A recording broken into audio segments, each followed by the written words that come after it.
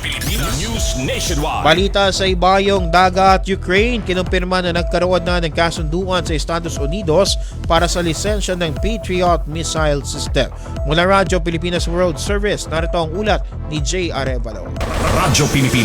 Radyo Pilipinas Report. Kinumpirma ni Ukrainian President Volodymyr Zelensky na nagkaroon na ng kasunduang pampolitika ang Kyiv at Washington kaugnay sa pagkuha ng lisensya para sa Patriot missile system. Ayon kay President Zelensky, mahalagang hakbang ito upang mapalakas ang kakayahan ng bansa sa paggawa at pagpapanatili ng mga air defense system sa gitna ng patuloy na banta ng mga pag-atake ng Russia. Ani Zelensky, malaking tulong ang hakbang na ito upang mapabilis ang pagkukumpuni at supply ng mga interceptor missile na ginagamit sa mga drone at missile attack ng Moscow. Dagdag pa nito, inaasahan ding lalawak ang ugnayan ng Ukraine at US sa larangan ng teknolohiya at depensa. Gayunman, nilinaw ni Zelensky na kinakailangan pa ang pinal na pag-aapruba at pagpapatupad ng mga teknikal at legal na proseso bago ang ganap na pagsasakatuparan ng kasunduan. Patuloy namang naninindigan ng Estados Unidos sa pagbibigay ng suporta sa depensa ng Ukraine sa gitna ng nagpapatuloy na digmaan. Mula sa RP World Service para sa Bagong Pilipinas, ito si Jay Arevalo, Radyo Pilipinas, Radyo Publiko.